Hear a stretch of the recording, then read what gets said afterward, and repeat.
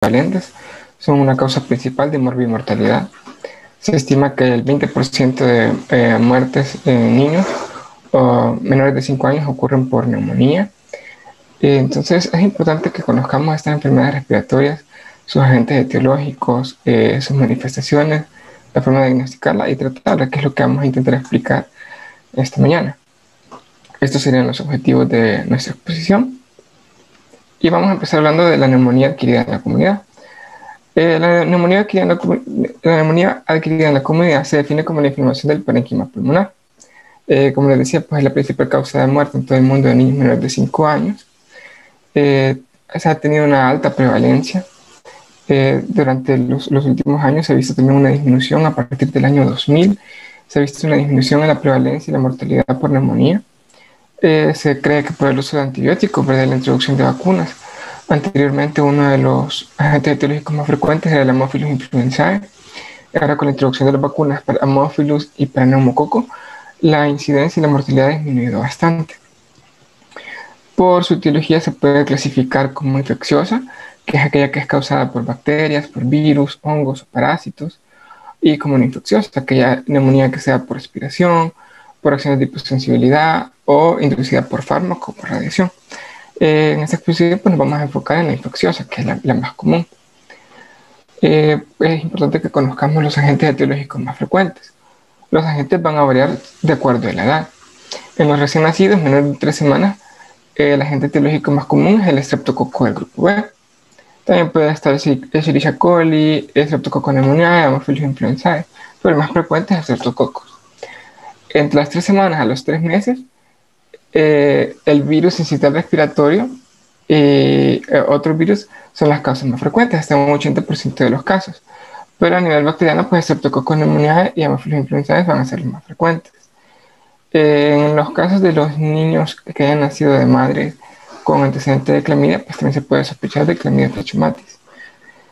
Niños de entre 4 meses a 4 años, igualmente pues la causa va a ser principalmente de origen viral, pero a nivel de bacterias, Streptococcus y pneumoniae y Haemophilus influenzae. Ahora, arriba de los 5 años, la causa más frecuente va a ser Mycoplasma pneumoniae o Chlamydophila pneumoniae. Estos tienden a producir neumonías atípicas, que ya lo vamos a ver más adelante. Pero es importante que recordemos esto, porque en base al agente etiológico, pues también se dirige un poco el tratamiento y las manifestaciones clínicas que puedan tener los niños. Como dijimos y vimos reiteradas veces, el Streptococcus pneumoniae, el neumococo y el Haemophilus influenzae son pues de los principales agentes etiológicos que producen neumonía en los niños. Sin embargo, estos pues, pueden ser prevenibles. En la pentavalente tenemos la vacuna contra el Haemophilus influenzae de tipo B y pues también tenemos la vacuna del neumococo conjugado que se pone en los 2, 4 y 6 meses. Igual pues de la pentavalente se da un refuerzo entre los 15 y 18 meses y del neumococo a los 12 meses. Por eso es importante hacer énfasis en la vacunación, ¿verdad? Para prevenir pues la infección de neumonía y la mortalidad de los niños. La etiopatogenia de la enfermedad. Vamos a hablar un poco, pues hay factores anatómicos que mantienen la vía respiratoria estéril, ¿verdad? Las vibrisas, la depuración mucociliar, secreciones normales, moco, el reflejo de la tos. Esto permite pues que los agentes etiológicos no invadan la mucosa nasal y el tracto respiratorio. Además, hay pues mecanismos de defensa inmunológicos como los macrófagos alveolares y bronquiales, que estos van a activar la respuesta inmune activada por IgA, IgG o IgM, que van a prevenir la colonización y la infección por el agente. Ahora, hay mecanismos que van a favorecer la infección, traumatismos, anestesia, aspiración. Estos pueden favorecer la infección igualmente pues, en niños que están inmunosuprimidos, en niños que tienen neuropatías o cardiopatías. Estos, pues como por ejemplo los niños que tienen neuropatías pueden tener un reflejo de la tos insuficiente, entre otras cosas que los van a predisponer a la infección. Ahora hablemos de la neumonía vírica. Pues esta se origina por la diseminación a lo largo de las vías respiratorias. Normalmente se acompaña por una lesión directa en el epitelio respiratorio. A veces, pues, en el epitelio nasal los niños se meten todo en la nariz y la boca, ¿verdad? Entonces a veces pueden lastimarse. Esto va a producir una obstrucción de la vía respiratoria. Por tumefacción van a presentarse secreciones anómalas y restos celulares por la colonización del virus en la vía aérea. También, pues, cuando hay una neumonía vírica, hay una predisposición a una infección bacteriana secundaria. Ahora, la neumonía bacteriana, la mayoría de las veces, pues, el microorganismo entra en el aparato respiratorio colonizando la tráquea y llega después hacia los pulmones. Esas, pues, pueden producir una neumonía por siembra del tejido pulmonar y que puede generar una bacteriemia o otras complicaciones de la neumonía que ya la vamos a ver más adelante. Cada microorganismo tiene su forma de infectar diferente. Por ejemplo, el Mycoplasma pneumoniae invade el epitelio respiratorio. Esta invasión del epitelio va a inhibir la acción ciliar que va a producir la destrucción y una respuesta inflamatoria en la submucosa. Esa respuesta inflamatoria genera la obstrucción de la vía aérea y esta obstrucción y la respuesta inflamatoria pues ayuda a que el micoplasma también se colonice y se vaya diseminando a lo largo del árbol bronquial. En cambio, el neumococo, por ejemplo, este produce un edema local. Este edema local va a permitir que se proliferen los microorganismos y se extiendan, pero en zonas adyacentes. El neumococo produce las consolidaciones lobulares comunes. Noel, ¿Mande? la doctora se fue. No está. Oh. ¿Doctora?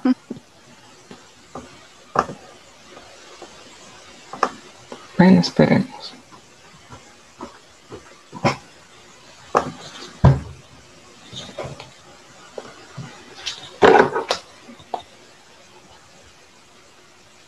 Wow, el compromiso de Brenda de estar post-turno. Me encanta. No, yo creo que se salió la señora porque desactivamos las cámaras, amigo. Ay, no creo. ¿Qué pasó? Bueno, miren quién es el hospedador ahorita. Darly. Dice que se le cayó el internet. Vaya, vio, es que usted. Chambre, todo bien. Dándonos mini infarto siempre, gracias. Sí. Es que siempre hay que pensar lo peor. Yancy, ¿por qué no pone la cámara?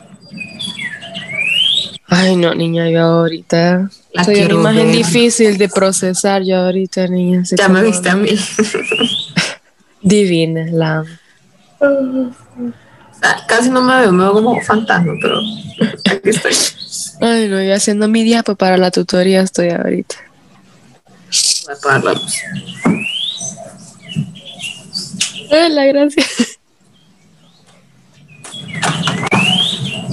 Brillaba como diamante. Ya no. Y yo apago la luz, no se ve nada en mi cuarto. Creo que ya entró la doctora para que continúes.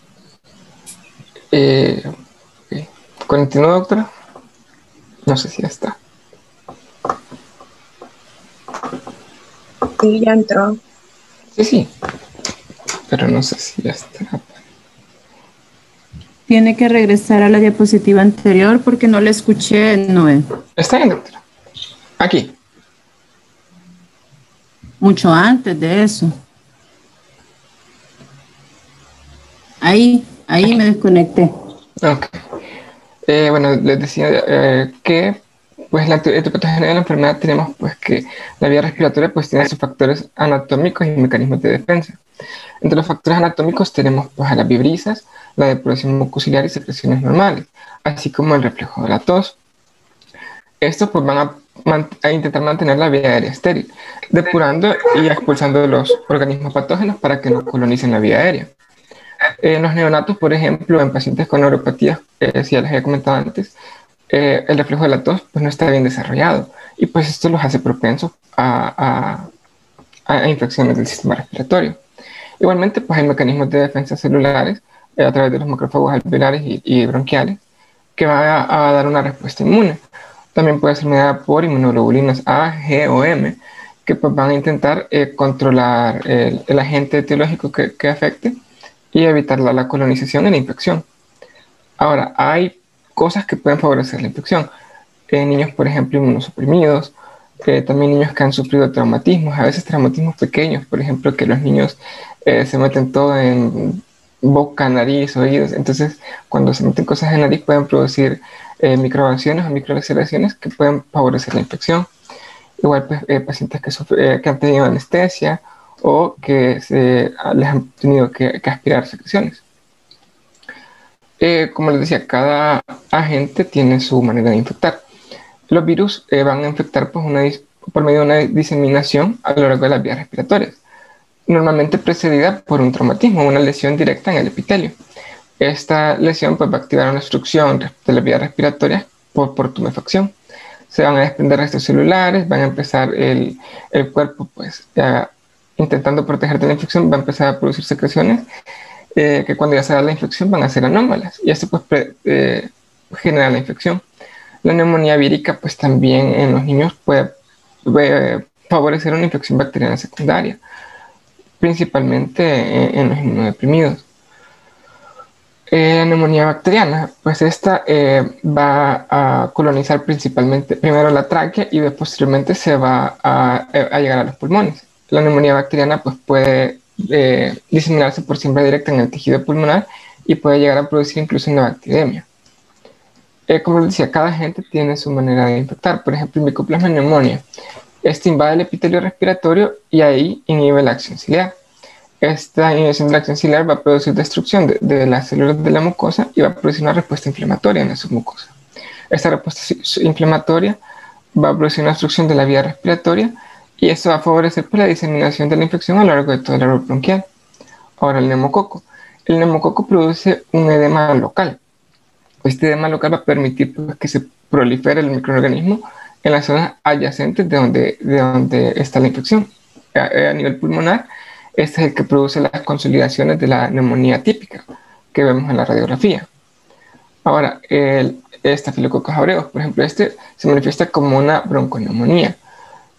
Puede ser confluente, unilateral, con extensas áreas de necrosis hemorrágica que se ven como consolidaciones difusas y puede generar incluso cavitaciones, empiemas, neumatoceles o fístulas broncopulmonares, depende pues de la gravedad de la neumonía y el tratamiento que se le dé. Es importante también que definamos la neumonía recurrente, que esa se define como 2 o más episodios en un único año o 3 o más episodios en cualquier momento, cuando ya ha habido pues, resolución radiológica entre estos.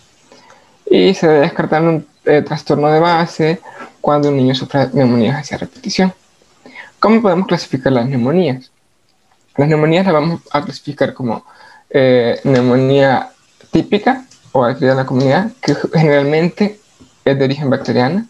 Neumonía atípica, que es normalmente pues, producida, puede ser por virus, como dijimos, virus sincitial respiratorio, adenovirus, para influenza, o por bacterias, que principalmente van a ser Chlamydophila pneumoniae y Mycoplasma pneumoniae. Y neumonía no clasificable, que es aquella que no cumple las características ni de la típica ni de la típica. Más adelante vamos a ver una escala que nos permite definirlas. Las manifestaciones clínicas pues, van a variar entre los tipos de neumonía. Normalmente están precedidas de síntomas de infección de vía respiratoria superior. En las neumonías víricas suele haber fiebre, pero es más baja que en la neumonía bacteriana. Y en ambas, pues, el signo principal es la dificultad respiratoria, que se manifiesta principalmente como taquipnea. Estas pues, son características comunes de la neumonía bacteriana: fiebre súbita menor de 38 grados, alguna literatura dice menor de 38.5, que inicia de forma súbita, se acompaña de escalofríos, otros síntomas respiratorios como rinitis, tos, aleteo, dolor torácico. Va a haber retracciones torácicas y uso de músculos accesorios. En casos graves puede haber incluso cianosis y fatiga respiratoria por la hipoxemia. Y pues como les decía, el síntoma con mayor sensibilidad y especificidad para diagnosticar neumonía es aquel niño que llegue con fiebre y, bueno, no necesariamente tiene que llegar con fiebre, pero generalmente sí ocurre, y taquipnea. Taquipnea pues depende también de la edad del niño, de 0 a 2 meses mayor de 60, de 2 a 2 meses mayor de 50, de 1 a 5 años mayor de 40, y a mayor o igual a 5 años mayor a 20 o 25. Esa es la definición de taquipnea en respiración por minuto, ¿verdad? Entonces, si nosotros vemos un niño taquipnéico con fiebre, podemos sospechar que este niño tiene una neumonía. Ahora, el diagnóstico de la neumonía se compone de 3 componentes: clínico, radiológico y próximos de laboratorio. Ahora, es importante conocer la clínica. La neumonía típica es aquella que, como les dije desde inicio, brusco, con fiebre mayor de 39 grados, el estado general está afectado, no hay antecedentes familiares de neumonía, la tos puede iniciar como tos seca los primeros 2 o 3 días, pero se va haciendo productiva. Como un síntoma asociado rara vez podemos encontrar herpes labial. Ya vamos a ver un poco mejor cómo es el examen físico de la neumonía típica. Pero algo importante que recordemos son los agentes etiológicos de la neumonía típica. Los niños, pues principalmente menores de 5 años y mayores de 3 meses, son los que van a presentar neumonías típicas, que son causadas por neumococo, Haemophilus influenzae, Streptococcus aureus, Streptococcus pyogenes. Ahora la neumonía típica, aquella que es causada por virus. Esta, pues, entre los 3 y 4 años vimos que las causas más frecuentes eran virus sincitial respiratorio o adenovirus. Estas tienen un inicio insidioso, es decir, progresivo. Generalmente, pues, pueden ser por contactos entre familiares. Siempre, la mayoría de las veces van a presentar fiebre menor de 39 grados centígrados. El estado general está conservado. Hay antecedentes familiares, como les comentaba, de neumonía o de procesos catarrales incluso. La tos puede ser seca o productiva. Y pues síntomas asociados pueden haber conjuntivitis y mialgias. Ahora, la neumonía típica, que es causada por micoplasma o clamidia, la vemos en niños de entre 4 y 5 años. Como vimos en los niños mayores de 5 años, estos son los agentes etiológicos más comunes. Aquí pues igual, el inicio es insidioso, con fiebre también de menor de 39 grados centígrados, estado general conservado. Los antecedentes, pues no necesariamente tiene que haber procesos catarrales previos en los familiares, o antecedentes de neumonía.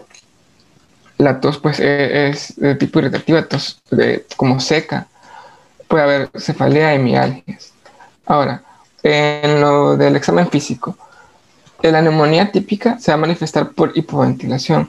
Vamos a ver que hay un aumento de las vibraciones vocales, puede haber una disminución del murmullo vesicular que se reemplaza por un soplo tubario a nivel donde está la consolidación. Pero eso vamos a enfocarnos un poquito más adelante. Aquí lo que quiero hacer énfasis es que en la neumonía típica generalmente vamos a escuchar crepitantes localizados, y en las neumonías atípicas vamos a escuchar sibilancias. No es común que un niño pues, que llegue con síntomas de neumonía tenga sibilancias. La neumonía típica sí presenta crepitantes. Entonces, cuando nosotros tengamos un niño con fiebre, taquipnea y sibilancias, podemos pensar en una neumonía atípica. El examen físico de la neumonía, pues tenemos que en la inspección el paciente puede estar taquipneico, si hay una hipoxemia grave, cianótico. Vamos a encontrar aleteo nasal y uso de músculos accesorios. En la palpación, pues vamos a ver que hay una reducción de la expansión pulmonar, un aumento de las vibraciones vocales sobre el área comprometida. A la percusión, pues vamos a encontrar matidez o submatidez en el área afectada.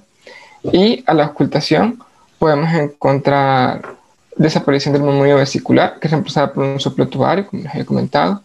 Puede haber, cuando se ausculte la voz, en los niños un poco más grandes, ¿verdad? Puede haber broncofonía, pectriloquia áfona, que es un aumento de la voz, de la replicación de la voz. También pues en las neumonías típicas vamos a encontrar, como les dije, crepitantes, y en las atípicas sibilancias. Ahora, esa es la parte clínica. Ahora, la parte radiológica, pues es necesario siempre tomar una radiografía posterior, anterior y lateral. Ahora, la radiografía sí nos sirve mucho para el diagnóstico, pero no está recomendado en todos los pacientes. Principalmente hacer radiografía se recomienda en pacientes que lleguen graves o que lleguen con criterios de hospitalización, pacientes que nosotros sospechemos neumonía y creamos que puede tener un manejo ambulatorio, que tiene una buena oxigenación y que pues, los familiares pueden encargarse del manejo ambulatorio. No es necesario hacerle una radiografía de tórax, ¿verdad?, para que exponerlo a la radiación. La radiografía nos sirve bastante para conocer pues, el área afectada, y también pues, a ver si hay complicaciones como derrame pleural o empiemas. La radiografía de la neumonía viral se caracteriza por una hiperinsulación con infiltrados intersticiales bilaterales y un patrón de vidrio esmerilado. También hay horizontalización de las costillas y un patrón pues intersticial, ¿verdad? De líneas. Como podemos ver aquí, está ese patrón en vidrio esmerilado, que es como una opacidad, pero no tan clara como la de una consolidación. Ahora, la neumonía bacteriana, esa sí tiene una consolidación lobular confluente, como podemos ver aquí. En esta radiografía de una neumonía bacteriana podemos ver que hay una consolidación grande que abarca pues el lóbulo inferior derecho.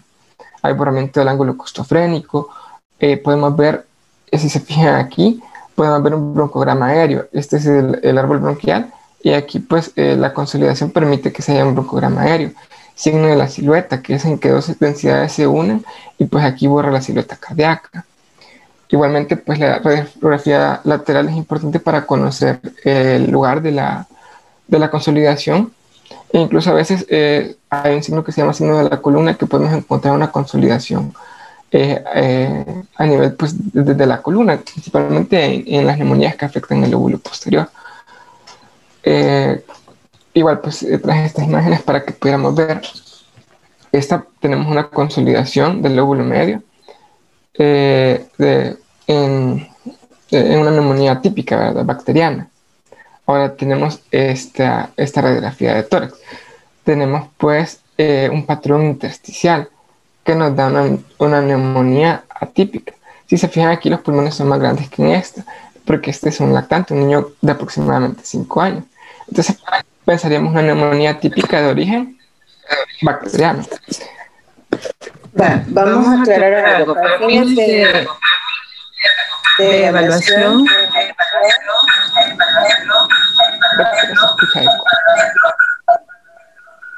Hola. Ahora sí.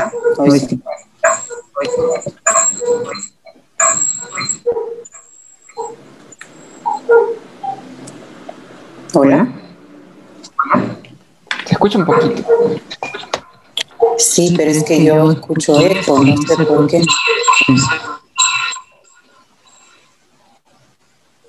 Ahí tal vez, ¿me escuchan ahí? Ahora sí.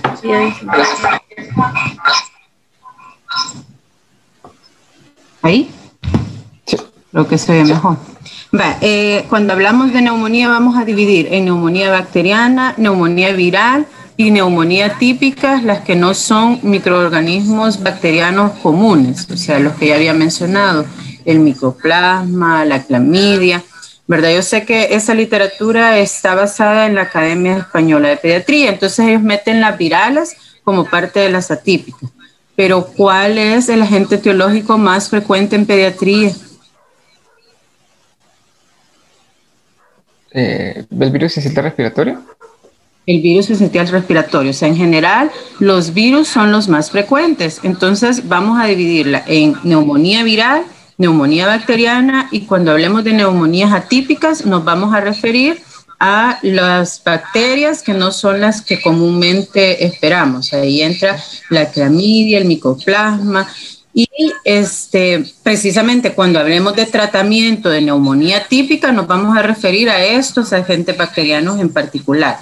Entonces, porque ahorita que está explicando, sí es cierto, ¿verdad? Habla un poquito de lo bacteriano, pero cuando se refiere al patrón intersticial, generalmente es del agente viral, quien se caracteriza por tener una disociación clínico-radiológica de esas tres que hemos mencionado.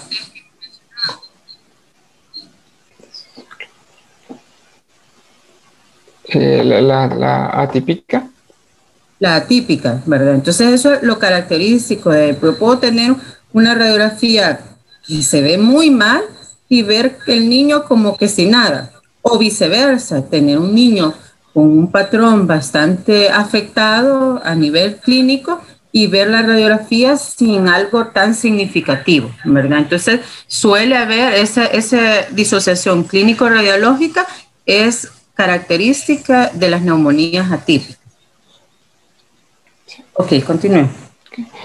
En esta otra imagen, pues lo que les quería comentar era pues, lo de las consolidaciones difusas que les comentaba anteriormente, pues se ve comúnmente en infección por Staphylococcus aureus.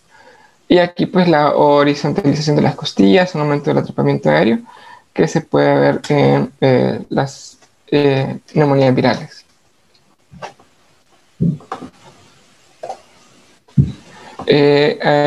Como las complicaciones, ¿verdad? Podemos observar el signo del menisco también en algunas ocasiones, que es esto, que hay un aumento pues del grosor de la pleura y se borra pues como el margen costal. Esto pues es un signo de un derrame pleural loculado, generalmente pues purulento, y esto pues no nos ayuda a orientar un poco el tratamiento.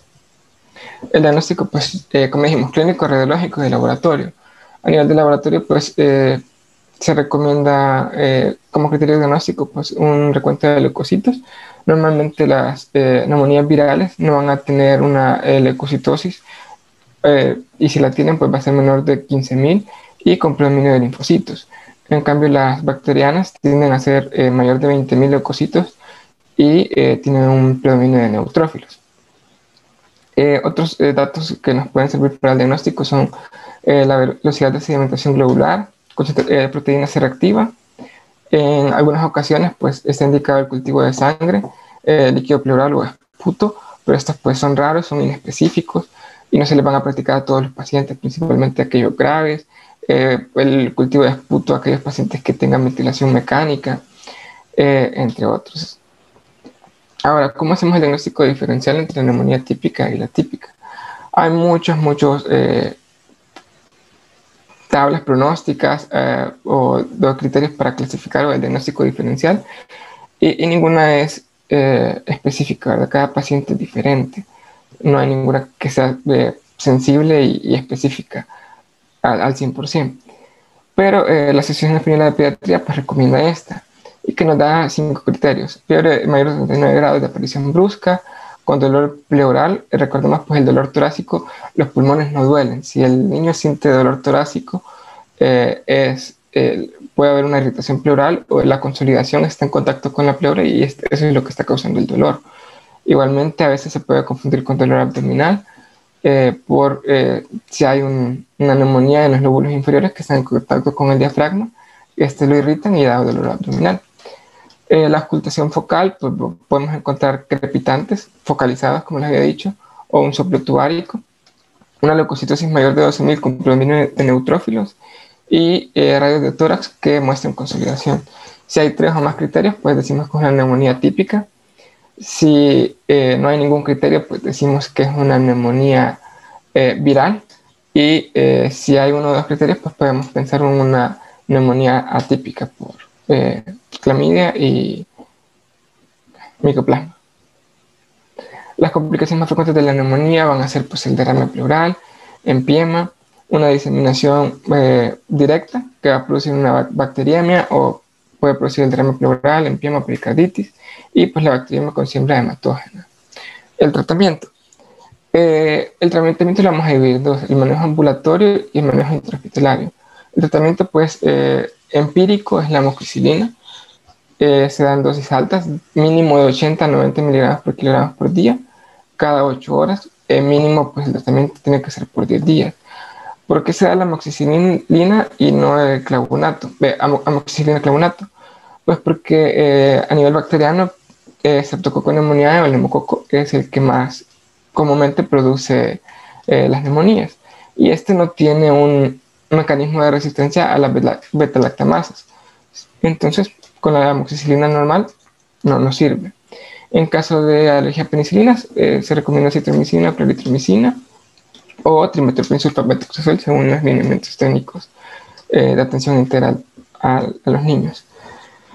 En las neumonías típicas, en escolares y adolescentes, se recomienda pues, agregar un macrólido o una fluoroquinolina respiratoria como el levofloxacino o moxifloxacino. Ahora el manejo intrahospitalario, pues hay primero que saber cuáles son los criterios de ingreso de niños. Un niño menor de 6 meses, pues hay que ingresarlo.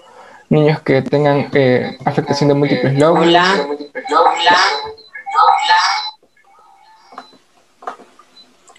Si es un niño que yo diagnostico como neumonía.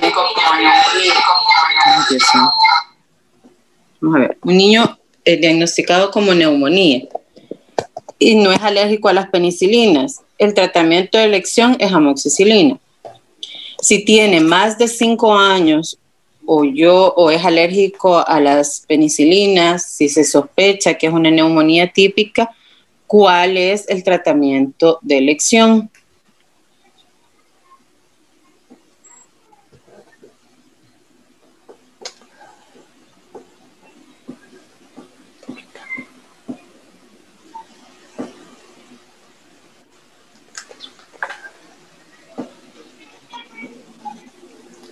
¿El acitromicina o claritromicina, doctora?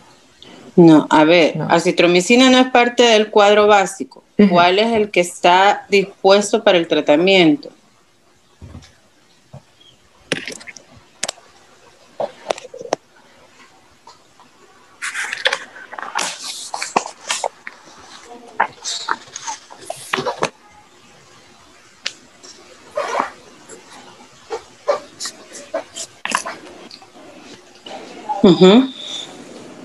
No recuerdo, doctora. Claritromis. ¿Y los demás del grupo quiénes son? Yo, doctora. Yo, doctora. Ok, ¿cuál es el medicamento? La claritromicina. ¿Y cuál es la dosis? 15 miligramos por kilo dosis. Por kilo día. Por kilo día. ¿Dividido en cuánto? Cada 12 horas. En cada 12 horas. En cada 12 horas. Recuerden que el tratamiento de antibióticos no está completo si no se indica cuál es el intervalo de tiempo que se va a utilizar. Y que no es lo mismo un kilo día que un kilo dosis. Si usted me dice 15 miligramos kilo día, eso es equivalente a darle 30 miligramos kilo. Si usted me dice 15 miligramos kilo dosis, como me acaba de decir, es equivalente a darle 30 miligramos kilogramo al día. O sea, estoy duplicando la dosis que realmente corresponde. Si es una dosis kilo día, esa dosis es la total en las 24 horas y se tiene que dividir entre el número de dosis que se va a dar según el intervalo de tiempo al que se va a administrar. En este caso, cada 12, o sea, se divide en 2 dosis. Es decir, la dosis total va a estar dividida en 2. Si usted me dice kilodosis, esa dosis se multiplica por cada vez que se da el medicamento. Entonces hay que tener un gran cuidado porque se puede intoxicar a alguien, puede dar una sobredosis, etc. Entonces no es lo mismo kilodosis, kilo día. Ok, continúe. Como les comentaba, pues también los factores para ingresar a un niño, inmunodepresión, que tenga un aspecto tóxico, que veamos pues que ya está entrando en shock, que haya dificultad respiratoria, necesidad de oxígeno suplementario, que la neumonía esté complicada porque haya pues derrame pleural, empiema u otros, deshidratación, porque se deshidratan los niños porque pues pierden el apetito y no comen, no toman agua, se pueden deshidratar, principalmente los niños más pequeños. Si tienen muchos vómitos, intolerancia a los líquidos, hay que ingresarlo. Si después del tratamiento antibiótico oral adecuado no mejora, hay que ingresarlo. Y pues si hay factores sociales como que no se les puede dar un buen tratamiento ambulatorio, tengan dificultades en el acceso a los servicios de salud, pues es mejor ingresarlo. El manejo intrahospitalario pues va a depender de la condición del niño.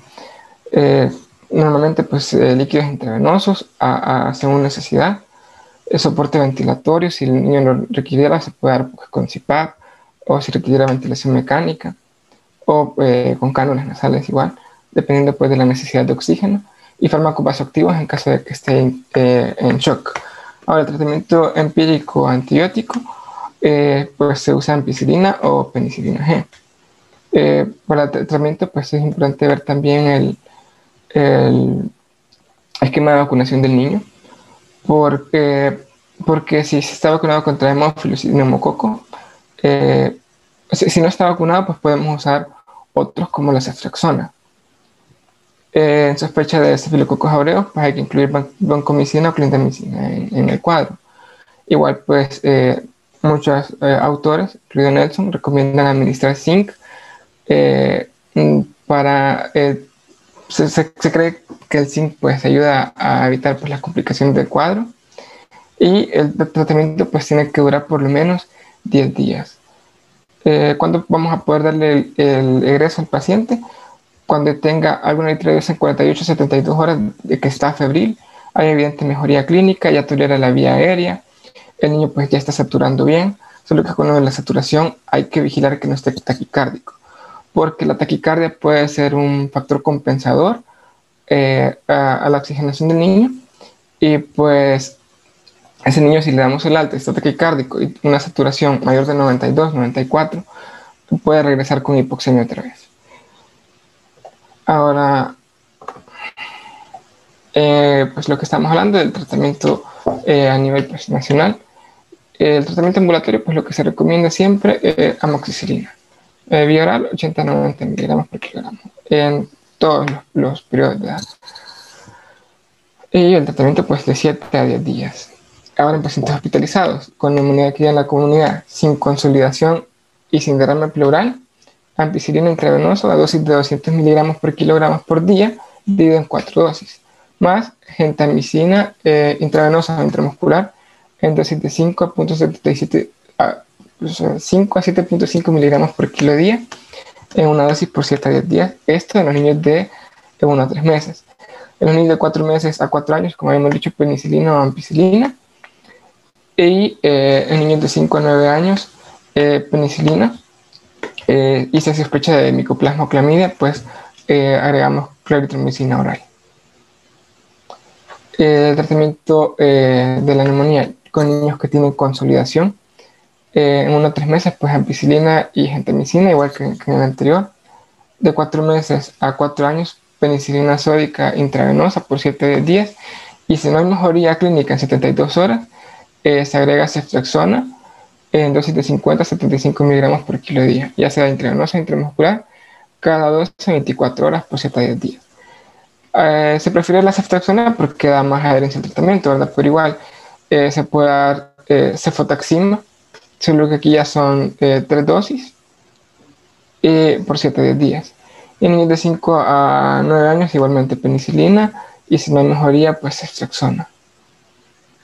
Ahora, en situaciones especiales, niños que tengan una neumonía complicada, que tengan pues derrame, unas consolidaciones difusas, o haya pues necrosis o empiemas, se va a recomendar la oxacilina en dosis de 100 a 200 miligramos por kilo de día, dividida en 4 dosis, y ceftriaxona en 75 a 100 miligramos por kilo de día cada 12 a 24 horas.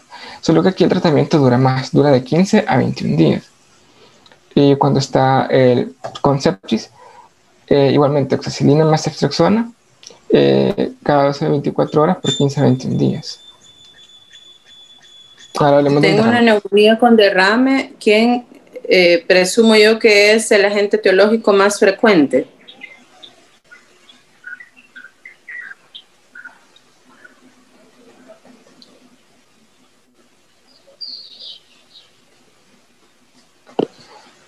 Neumococo.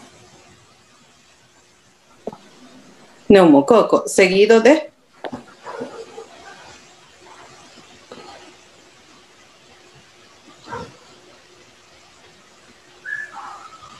No sé.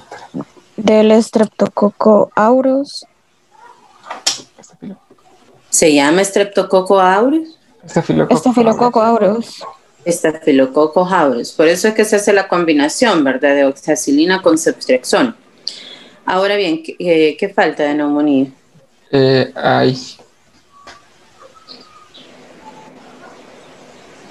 ¿No? Ahorita pasamos a derrame pleural. Hasta ahí dejamos neumonía. Ok. Entonces, pregunto, ¿cuándo y cómo se define una neumonía adquirida en la comunidad? ¿Y cómo se define una neumonía nosocomial? La neumonía adquirida en la comunidad es aquella cuando el paciente es aquella que inicia 7 días. Recuerdo.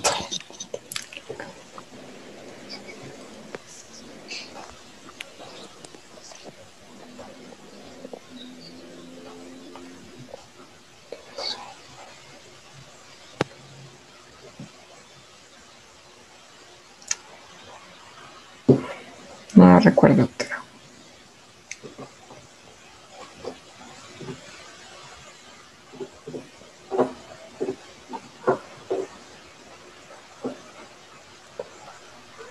Hola.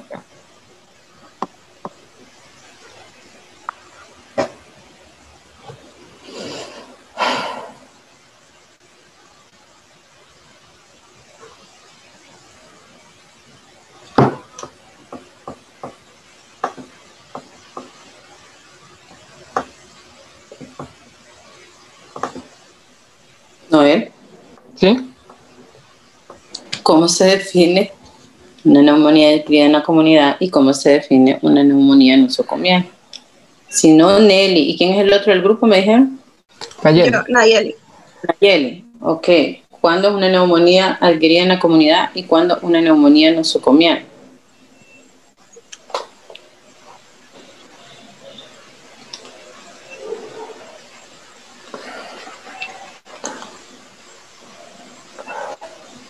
La adquirida en la comunidad es la que inicia 7 días antes del ingreso o 48 horas antes del ingreso. Y la nosocomial es cuando inicia después de 48 horas. 48 horas antes del ingreso. Después. Después del ingreso, o sea. Y si empezó hace 10 días, ya no es adquirida en la comunidad, entonces. Esa es en pacientes que no han sido hospitalizados. Son pacientes que no han sido hospitalizados y que ya tienen el proceso infeccioso a la entrada a su hospital. O sea, fue previamente, por decirlo así, la tenía previamente manifiesta antes de ser ingresado, pero que no fue hospitalizado en los últimos 7 días, o a su ingreso inicia con los síntomas en las siguientes 48 horas. ¿Verdad? Entonces, esa se considera una neumonía adquirida en la comunidad. ¿Cuándo se considera nosocomial?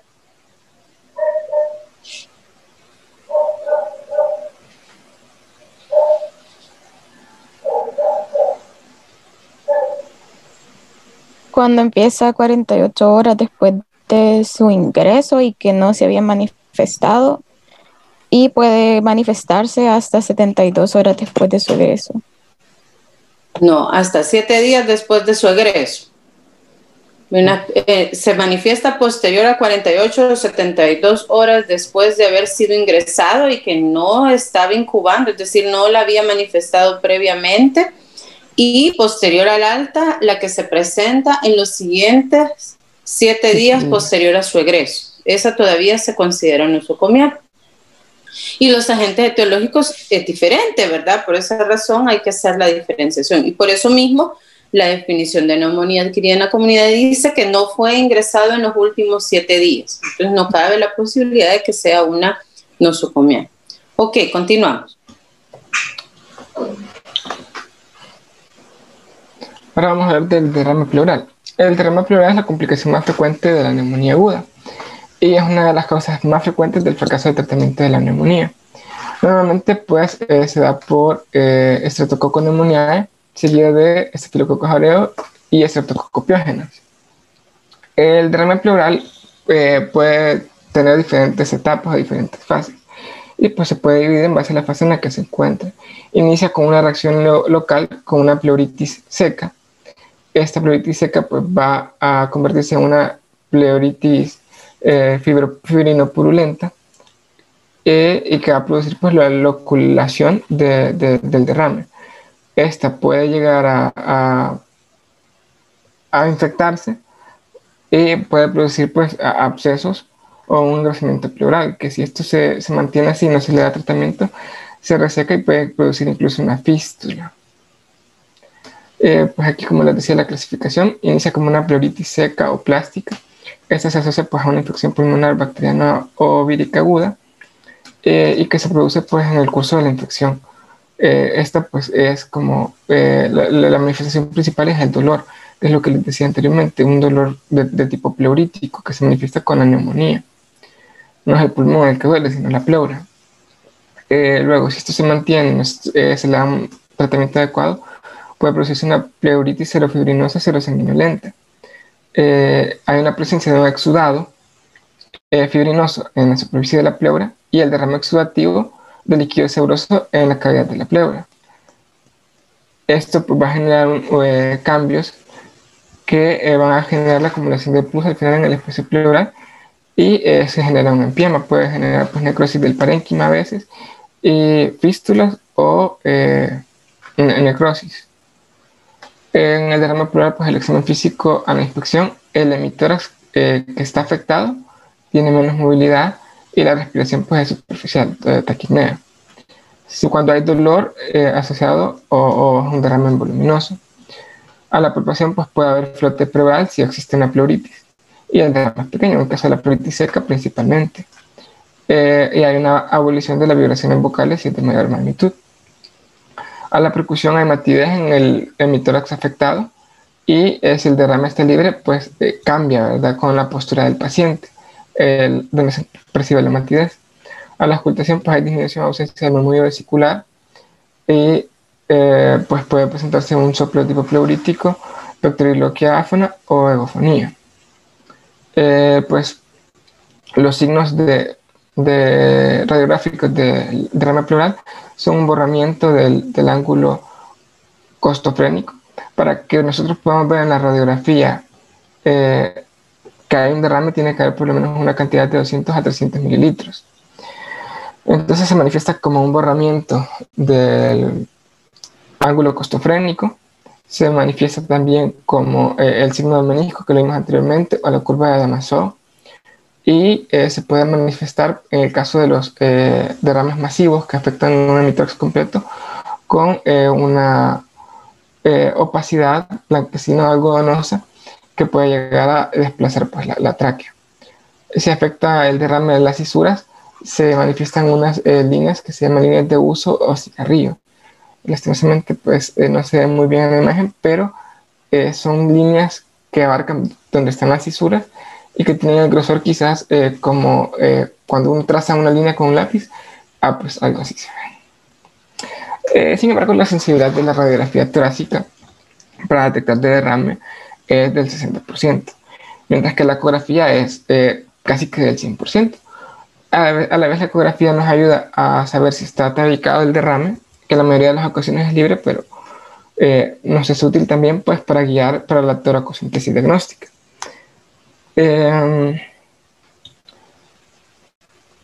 Cuando nosotros indicamos una toracocentesis, queremos pues, estudiar el líquido pleural. Esto nos permite saber si es un trasudado o un exudado. El trasudado se da pues, por una causa sistémica, una variación entre la presión hidrostática o una disminución de la presión oncótica, pues que genera una disminución en las proteínas del espacio pleural y una disminución de la lactato deshidrogenasa.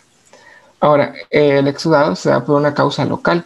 Esta causa local puede ser pues, cualquier tipo de injuria a nivel de los capilares pulmonares, y esto pues, aumenta la permeabilidad capilar, aumenta la lactato deshidrogenasa, disminuye la glucosa y aumenta las proteínas.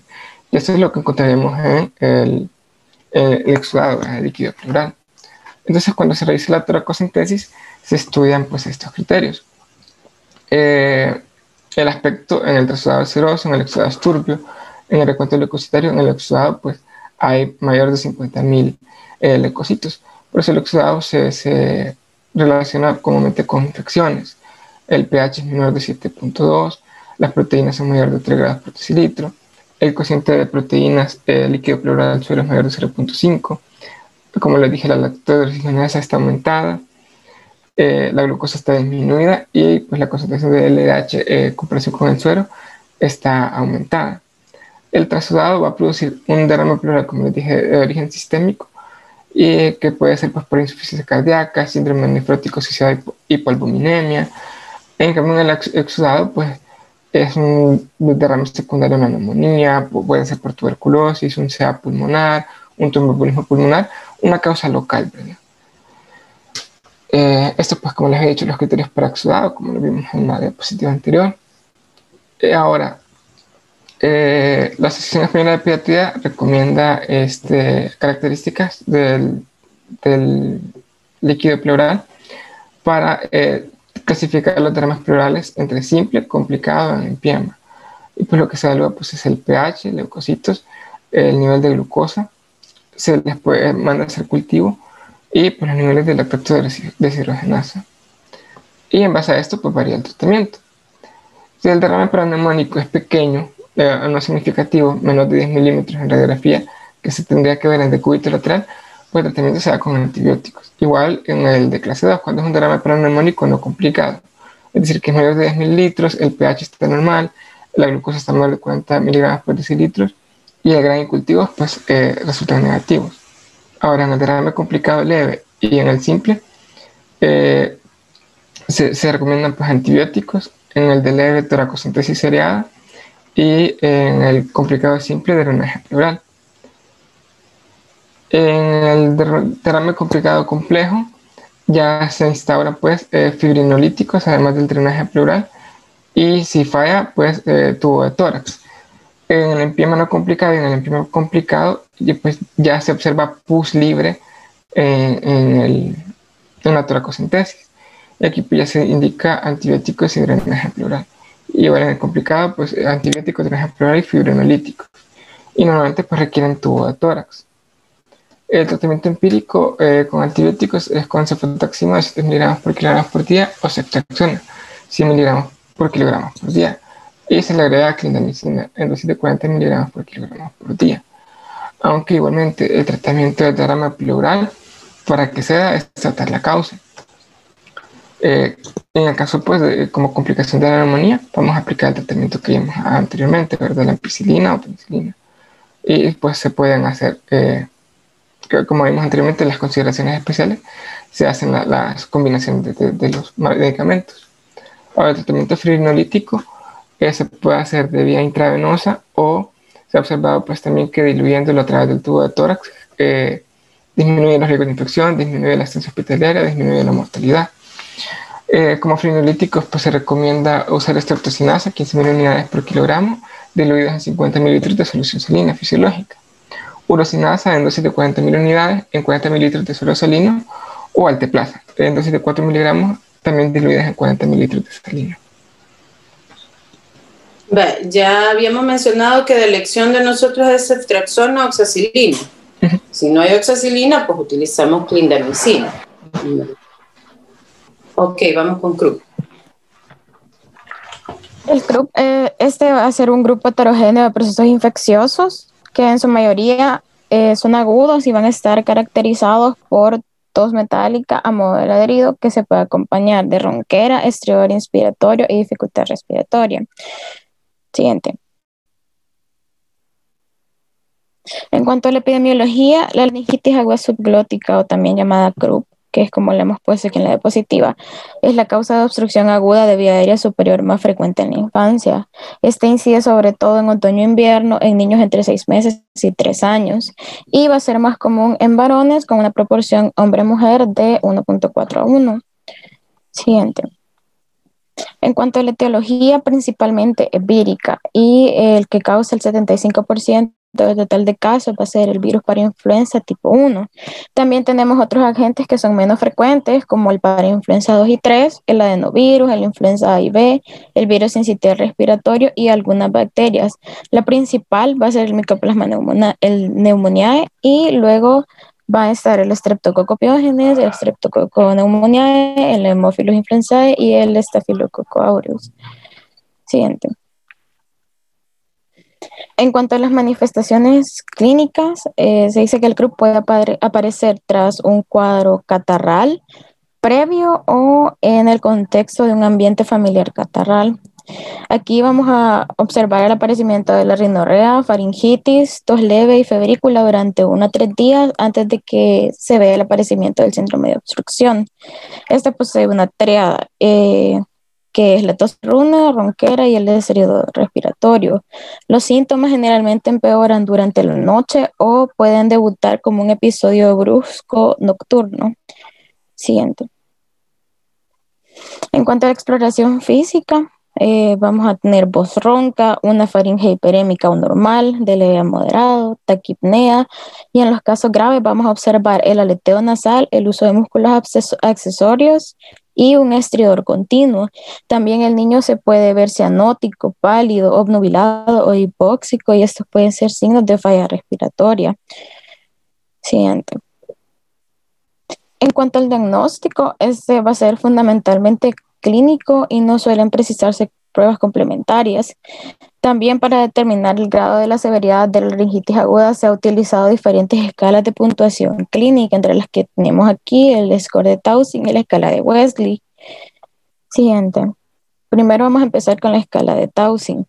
Esta tiene 5 parámetros y se va a medir se va a dar una puntuación del 0 al 3.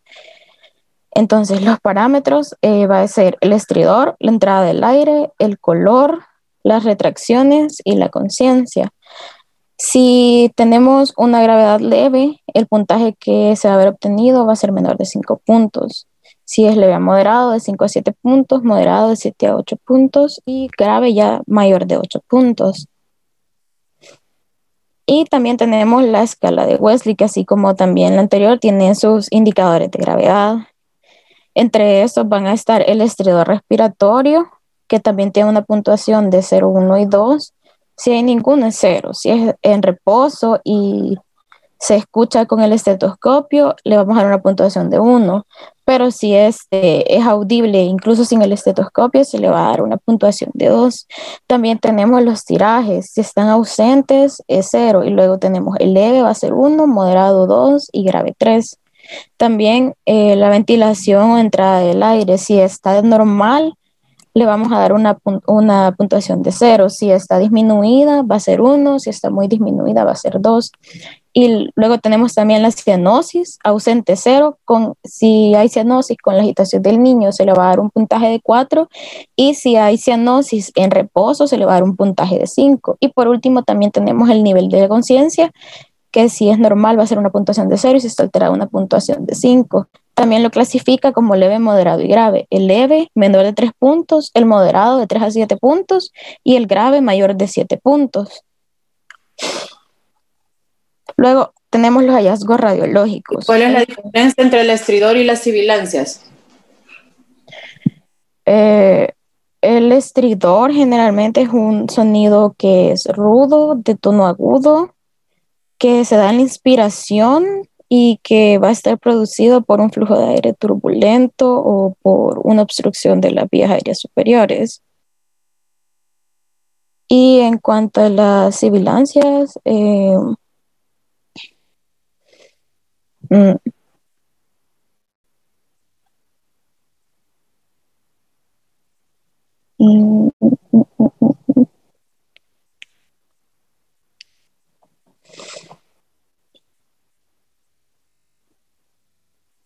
recuerdo cómo definirlo.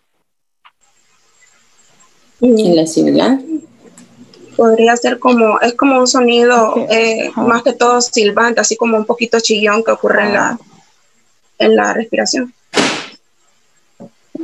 En la expiración, generalmente, depende. ¿Y la obstrucción está a qué nivel?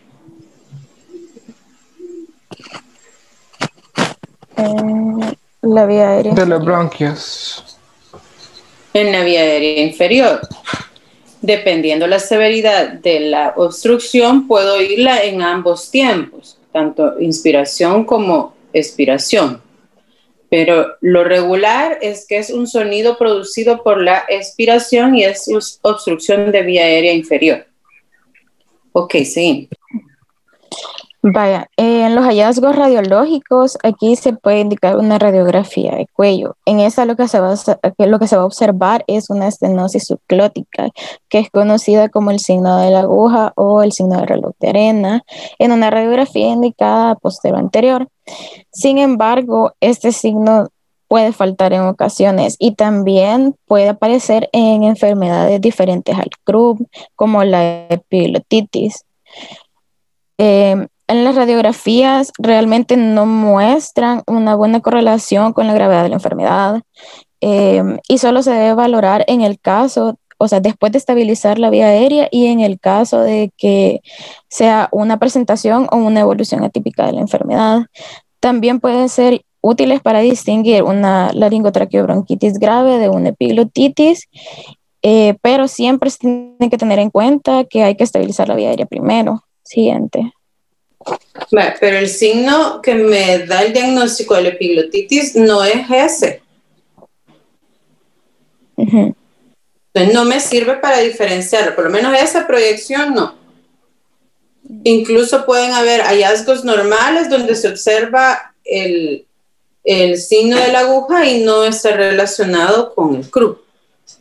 Entonces no me sirve para el diagnóstico. Se manda en casos donde yo quiero descartar otras situaciones asociadas, entre ellas cuerpos extraños u otra situación. O sea, en pacientes en donde la presentación no es típica de un CRU y pues quiero apoyarme en el diagnóstico radiológico, pero no es algo de rutina.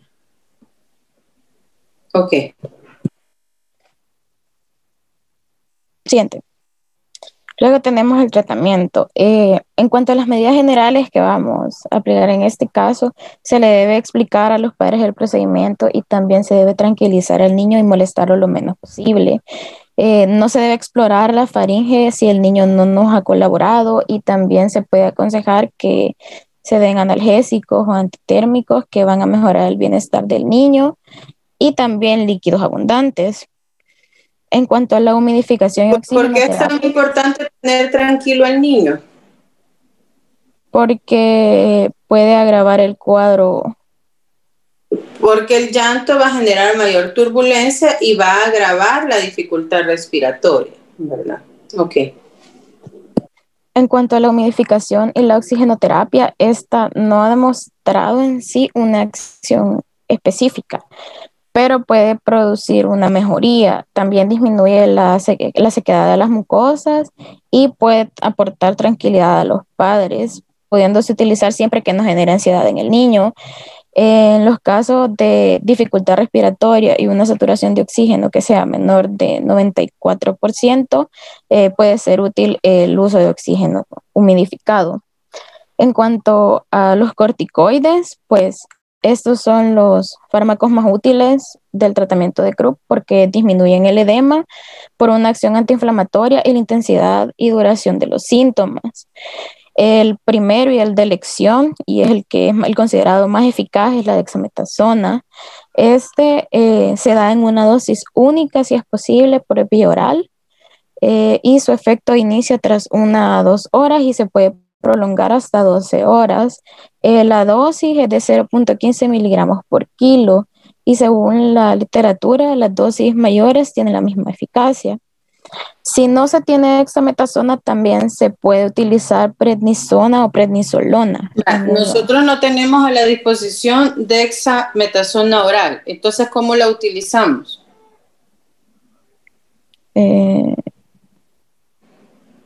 Intramuscular. Intramuscular. ¿Cuál es la dosis? Es de 0.15 también miligramos por kilo, si no me equivoco. Puede ser igual de eficaz una dosis de 0.15, pero ¿cuál es la dosis?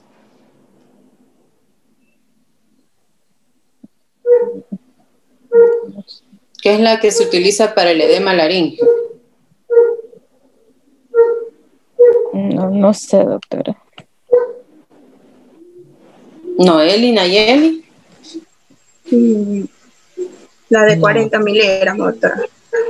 No, me muero. Y se muere el niño también. Exacto.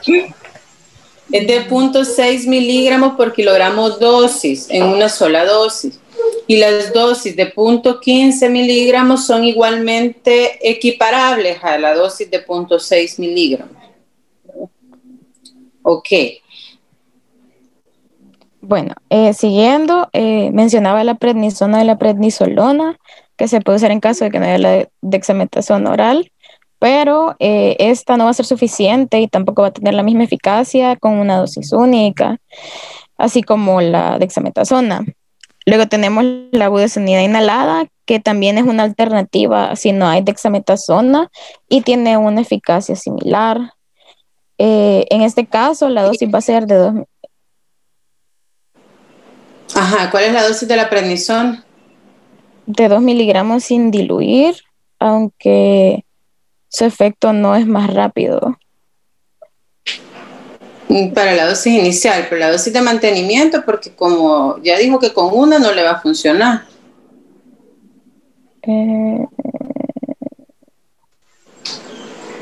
De 5 a 10 miligramos al día. No, porque acuérdense que es por kilogramo de peso en pediatría.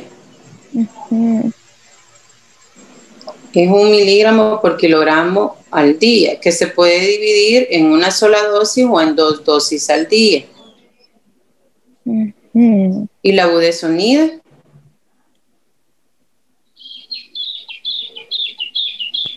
Solo la inhalada.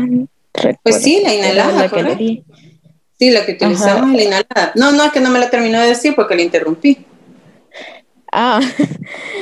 Lo que iba a decir era que era los 2 miligramos sin diluir, pero eso tenía desventajas y es que es más cara y su administración puede aumentar la agitación del niño. Esta se aplica puede repetirse, en intervalos de 20 a 30 minutos hasta un total de 3 ocasiones. Por eso la diluimos, ¿verdad? O si no, se puede dar también presurizada, o sea, con inhaladores. Y esta en esta se debe vigilar la aparición de la taquicardia. También existen ciertas contraindicaciones en las que no se va a dar una budesonida. Perdón, es aquí. Lo siento, me equivoqué. Su acción inicia a los 30 minutos y se puede repetir cada 6 a 8 horas, pudiendo intercalarlo en las formas graves con adrenalina. Luego tenemos la adrenalina. La que se va a utilizar va a ser la L-adrenalina en una proporción de 1 en 1000 a dosis de 0.5 ml por kilo hasta un máximo de 5 ml, completando hasta 10 ml con suero salino, y va a ser nebulizado con flujo de 5 a 10 litros por minuto con un oxígeno al 100%. En esta sí van a haber contraindicaciones, que era lo que iba a mencionar. Cuando en el caso de que haya una tetralogía de Fallot o haya una estenosis pulmonar o estenosis aórtica subvalvular. Y por último está el Diox, que ese va a ser... ¿Cuándo va a utilizar la adrenalina? En los casos graves. ¿Graves o moderados? O sea, en teoría, en los casos leves solamente es el esteroide, ¿verdad? En los casos graves se utiliza la adrenalina. Ok, ¿y si no tenemos adrenalina racémica? ¿Cuál es la ventaja de la adrenalina racémica?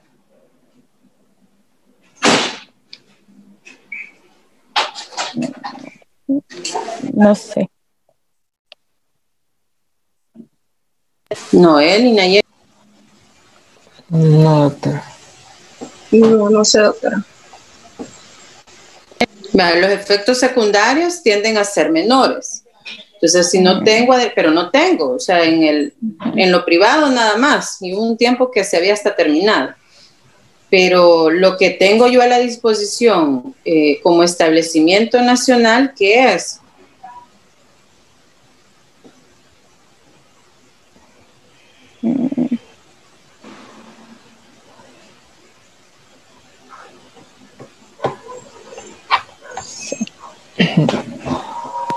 No sé.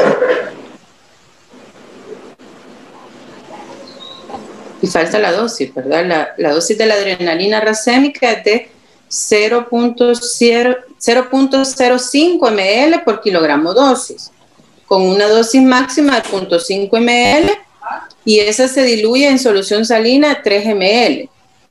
Y se repite al cuánto tiempo, si fuese necesario. En 1 o a 2 horas. Si no tengo adrenalina racémica, ¿qué voy a nebulizar?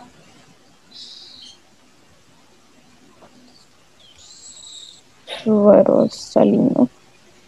No, la adrenalina, la común y corriente, la que tenemos ahí dispuesta para paro.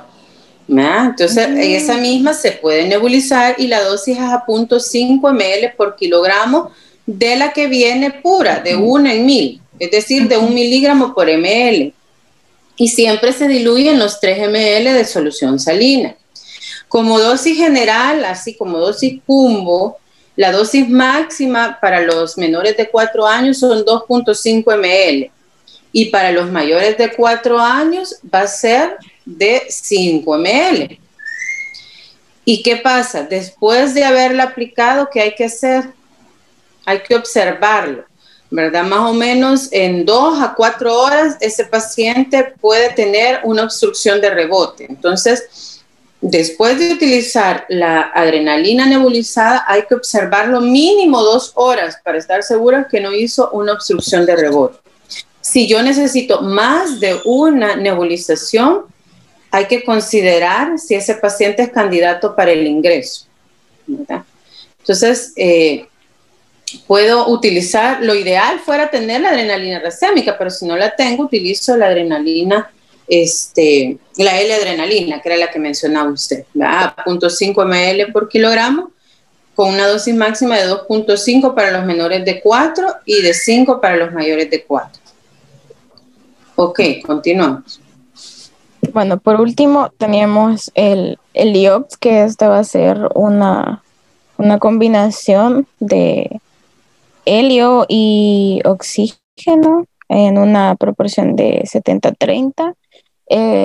Esto tiene una densidad menor que el aire, por lo tanto hace que sea más fácil el paso del gas a través de la vía respiratoria. Este se administra con mascarilla o con reservorio o a flujo de 9 a 12 litros por minuto en las formas graves y previamente a plantearse una intubación.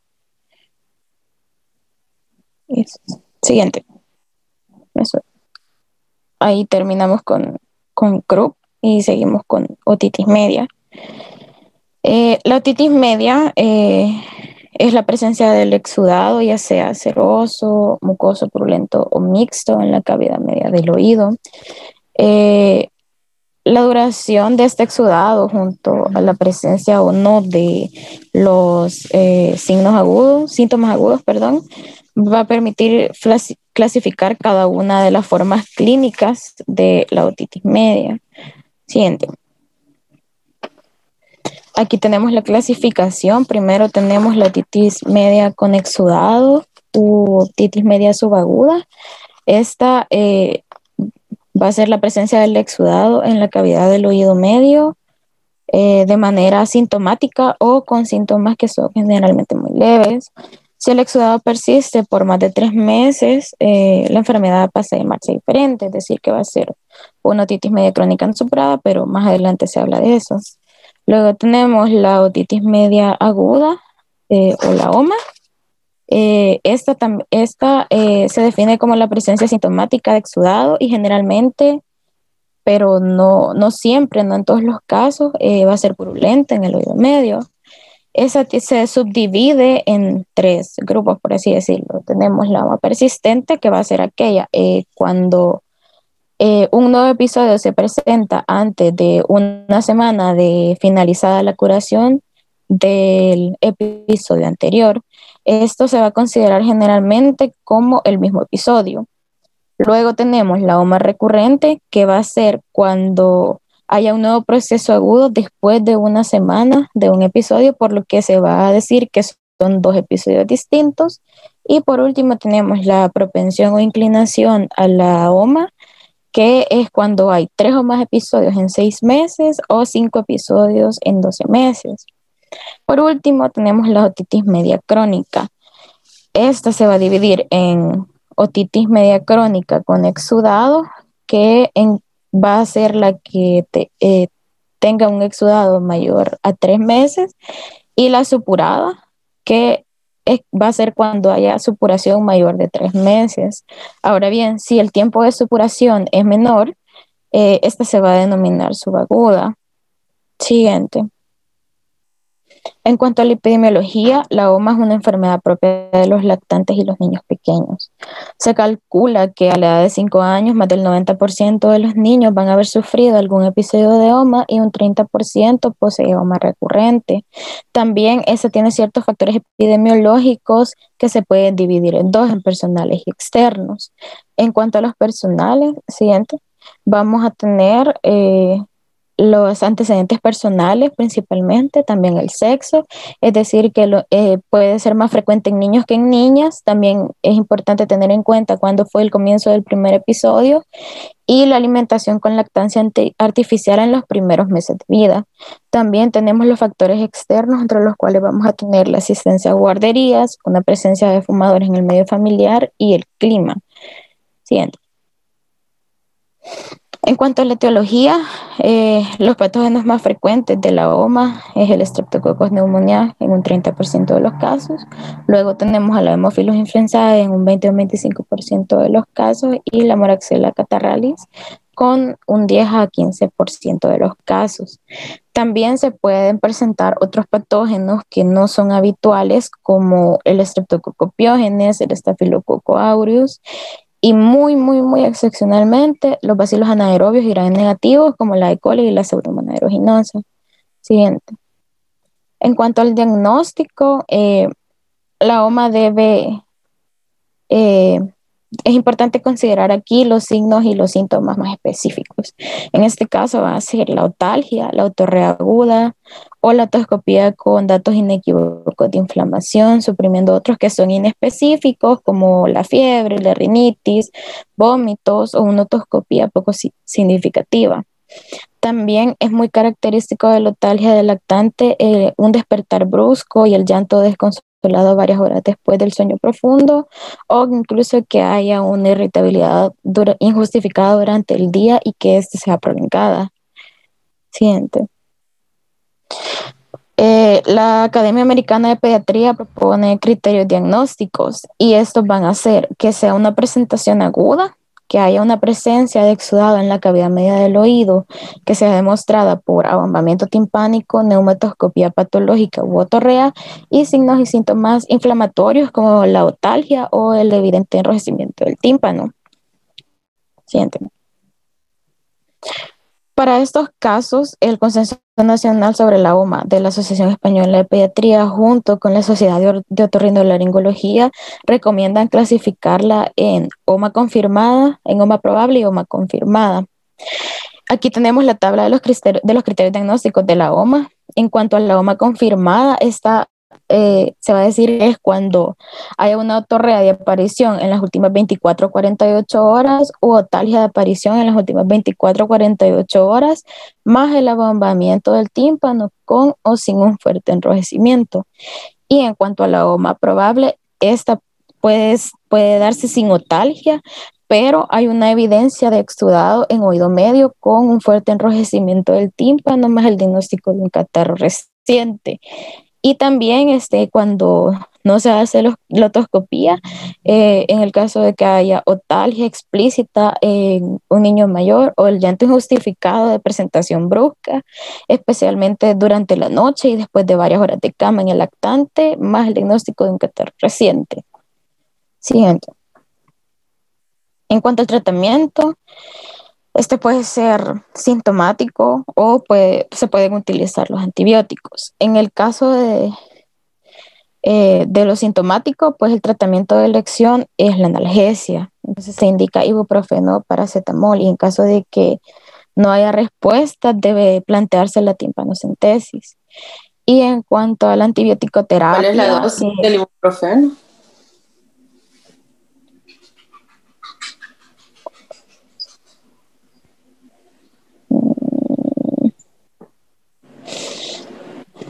El que dice que lo va a prescribir.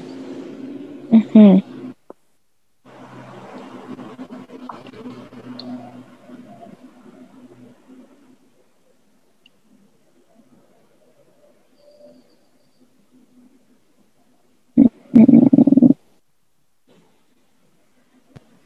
Nayeli, Noé.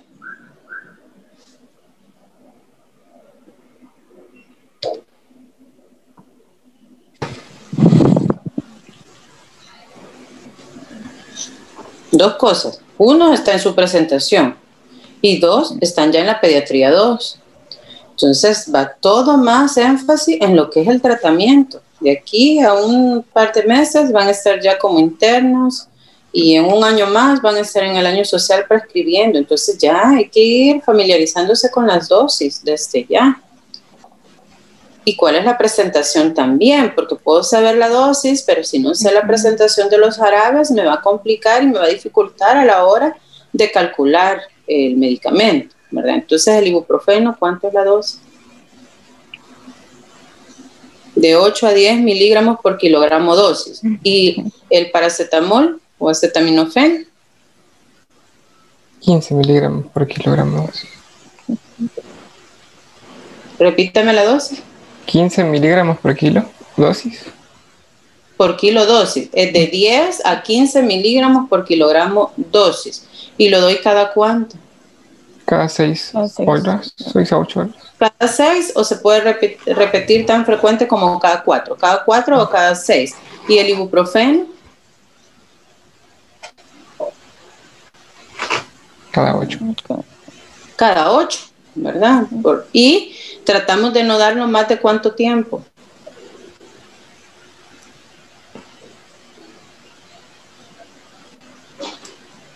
Recordemos que el ibuprofeno es un AINES y que va a tener repercusiones, efectos secundarios, su uso prolongado. Entonces tratamos que por lo general se dé unos 3 días, máximo 5 días, ¿verdad?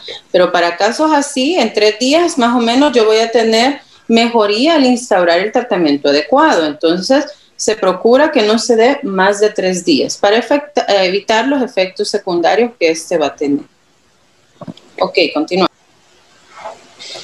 Bueno, en cuanto a la antibiótico-terapia, la OMA va a presentar una curación espontánea entre alrededor del 80-90% de los casos. Entonces, esto se debe tomar en consideración en el momento de dar un tratamiento con antibiótico. No obstante, esta curación la curación espontánea no es igual para todos los patógenos que la causan. Entonces, los niños pequeños con OMA o las OMA graves a cualquier edad y en los enfermos con antecedentes familiares que tienen secuelas óticas por OMA son los que más van a beneficiarse con la antibiótico-terapia. Siguiente.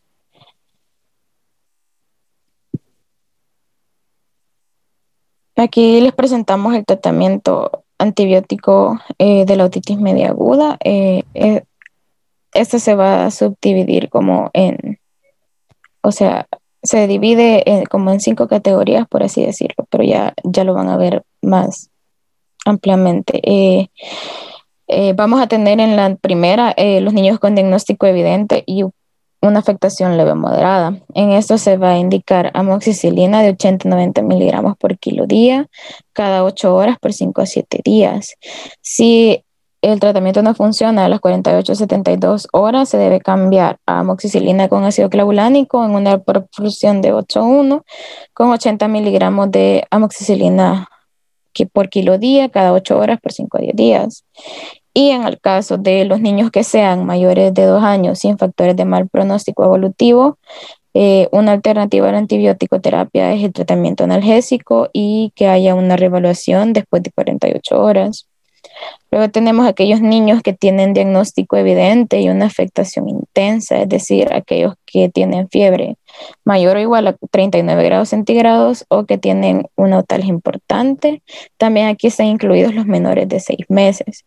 En eso vamos a utilizar amoxicilina con ácido clavulánico, siempre en proporción de 8:1, con 80 miligramos de amoxicilina por kilo día, cada 8 horas por 7 a 10 días. Y si no hay una respuesta clínica adecuada a las 48-72 horas de tratamiento, se va a indicar una timpanocentesis y el tratamiento que sea en base a la tinción de grama, el cultivo y el antibiograma. Siguiente. Luego tenemos aquellos niños que con posible OMA. En ellos es importante procurar que se haga un diagnóstico de seguridad. Si el cuadro es leve o moderado, se va a optar por una conducta expectante, y si el cuadro es intenso, es importante valorar el inicio de tratamiento con amoxicilina asociada o no al ácido clavulánico, según la edad que tenga el niño y sus antecedentes. En caso de que haya un fracaso del tratamiento, aquí se divide por cada medicamento del que hablamos. Si el tratamiento inicial con amoxicilina no funciona, se va a dar amoxicilina con ácido clavulánico en proporción de 8:1, 80 miligramos por kilo día de amoxicilina por 7 a 10 días. Si la amoxicilina con ácido clavulánico no funciona, entonces vamos a optar por ceftriaxona intramuscular 50 miligramos por kilo día por 3 días. Y si ya el tratamiento con ceftriaxona no funciona, entonces se va a indicar la timpanocentesis y el tratamiento según la tinción de Gram, el cultivo y el antibiograma. Y por último, tenemos aquellos niños con alergias a la penicilina. Aquellos niños que tienen una reacción no anafiláctica, se puede dar cefpodoxima procetilo o cefuroximacetilo por 5 a 10 días. Y en las reacciones anafilácticas de tipo 1 se va a optar por acitromicina o claritromicina, y es importante tener en cuenta la posible conveniencia de hacer una timpanocentesis si la afectación es muy importante o si hay un fracaso terapéutico. El MinSal, ¿cuál es el tratamiento que establece para la otitis media aguda? Como el de elección. Amoxicilina. La dosis. 60 miligramos. De 60. El MinSal. De 60 a 90 miligramos por kilo día cada 8 horas. De 80 a 90 miligramos por kilogramo día cada 8 horas. Acuérdense que eso varía según el registro de resistencias local, ¿verdad? Entonces, el MinSal, la dosis que establece en la norma, en los lineamientos, es 80 a 90 miligramos por kilogramo día cada 8 horas. ¿Por cuánto tiempo? 7 días. Por 5 a 7 días. De 5 a 7. Por 10 días. Por 10 días. Y la claritromicina es el alternativo para los que tienen alergias junto con el trimestoprim. Así lo establecen los lineamientos, pero nos vamos a quedar con la claritromicina. La dosis es, dijimos ya, de 15 miligramos por kilogramo cada 12 horas. ¿Por cuántos días?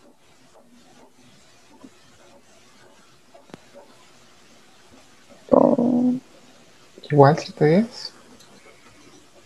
¿Mm? 7 días.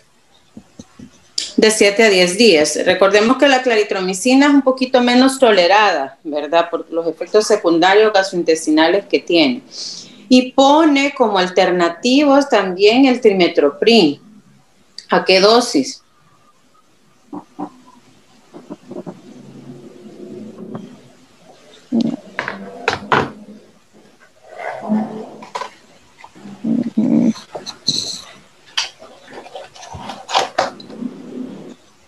Sí, no sé. No sé. ¿Y cuál es la dosis del trimestoprim?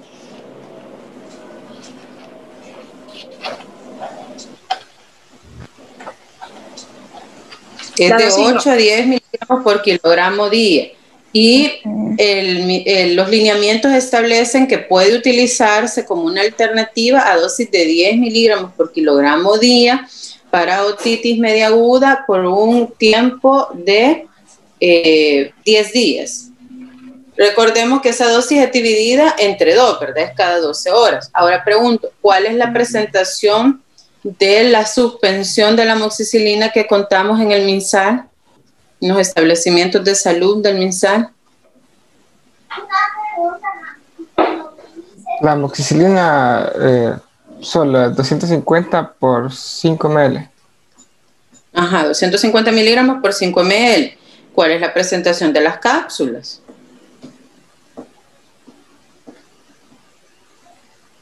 500 miligramos. ¿Cuál es la presentación de la claritromicina?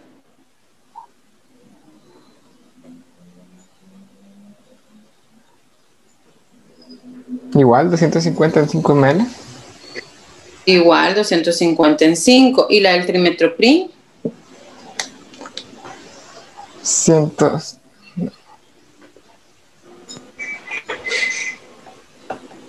No, sí. no recuerdo si era algo 800 sobre 190. No, esa es la tableta, 160 a 800 es la tableta. ¿Y en la suspensión?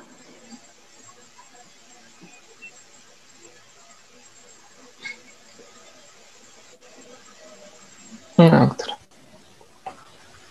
De 40 más 200 miligramos en 5 ml. Todo eso tienen que complementar cada vez que ven dosis, ¿verdad? Porque pueden saber la dosis, pero si no saben la presentación, ¿cómo van a calcular cuántos ml le van a dar? Ok, siga. Ahorita vamos a hablar sobre la sinusitis. La sinusitis bacteriana aguda consiste en la inflamación de la mucosa de los senos paranasales de origen bacteriano. Se dice que es muy difícil de distinguir entre una rinofaringitis simple y de una infección vírica, porque estas son importantes predisponentes para la aparición de la infección bacteriana de los senos paranasales. Siguiente. Bueno, como ya han escuchado, bueno, la sinusitis, más que todo, es generalmente una complicación de una infección vírica de la vía respiratoria alta. Y pues por consiguiente la infección bacteriana de los senos paranasales suelen verse más que todo en niños pequeños y se dan más que todo en los meses de invierno. Hablando un poquito sobre epidemiología, se estima que se produce una sinusitis como complicación en el 5 al 10% de las infecciones respiratorias víricas en los niños y en un 1 al 2% que afectan a los adultos. Y pues por otra parte también existe una estrecha relación entre rinosinusitis y manifestaciones atópicas como rinitis y asma. Hay una imagen, la anterior, que es la que ven en sus pantallas. No sé si logran ver, la partecita de abajo son los senos maxilares. Aquí solo como manera de recordarle tal vez la anatomía. En la partecita de arriba, los senos frontales, y más abajito tenemos los senos etmoidales. Casi los senos esfenoidales pues no logran verse en la exploración física, pero queda como un poquito más atrasito de lo que son los senos etmoidales. Siguiente. ¿Cuáles son los que están presentes al nacer? Los que están presentes al nacimiento son los senos etmoidales y los maxilares. ¿Cuáles son los únicos que están neumatizados al nacer? Los senos maxilares. No, al revés, los etmoidales. Los maxilares empiezan a neumatizarse ahí por los 4 años. A los 4, sí. Ok, seguimos. Bueno, sí. Con referente a la etiología, tenemos que los principales agentes responsables de la sinusitis aguda son el Streptococcus pneumoniae a la cabeza, que es el responsable de los 30 al 40% de los casos, seguido de Haemophilus influenzae con el 20% de los casos, y por último el Streptococcus pyogenes. Y ya pues en la fase inicial del proceso no es raro encontrar el virus respiratorio porque recuerden que primero se da como la infección vírica y luego viene como a complicarse con una infección bacteriana. Entonces los principales virus podemos encontrar el adenovirus, el virus de la parainfluenza, el virus del gripe y los rinovirus. Siguiente. En las manifestaciones clínicas hay 2 patrones básicos de la presentación de una sinusitis aguda, en forma de una infección ya persistente en la vía respiratoria alta o como un resfriado claramente más intenso de lo habitual. Y pues en el cuadro clínico más frecuente consiste en la persistencia de una tos diurna o rinorrea. Esta rinorrea es muy característica porque suele durar más de 10 días y el paciente manifiesta de que no se ha mejorado después de 7 a 10 días y pues entonces puede verse acompañado de otros signos o síntomas como la halitosis, el edema palpebral matutino transitorio. También se puede manifestar cefalea, pero debido a lo que hablaba la doctora, en niños, algunos no están presentes al momento del nacimiento, otros se neumatizan luego y otros están presentes ya hasta los 7 años por ahí. Entonces, es como un poco infrecuente que el niño manifieste que tiene dolores faciales. El dolor facial, perdón. La cefalea también es menos frecuente y también puede verse afebril o con febrículas. La otra forma de presentación es todo lo contrario a lo que acabo de mencionar, porque en esta ya el paciente puede quejarse de una fiebre intensa, el estado general puede verse comprometido, también puede haber cefalea frontal. Ya en el otro caso es un poco infrecuente y también puede haber edema periorbitario. Siguiente. El diagnóstico, bueno, la presencia de un cuadro clínico característico es todo lo que se requiere en la mayoría de los casos para establecer el diagnóstico en los niños menores de 6 años, ya que en ellos pues se ha comprobado una correlación cercana al 90% entre la sospecha clínica y la existencia de alteraciones radiológicas. En la radiografía, no, anterior. La radiografía de los senos paranasales pues ha sido el método tradicional para evaluar la presencia de enfermedad sinusal, aunque no siempre es que se va como que evalúan un niño con sinusitis y siempre le vamos a dar la radiografía, eso no es así. Como mencionaba que casi el 90% es como sospecha clínica, aunque se puede usar estudios radiológicos como lo que vamos a ver. Siguiente.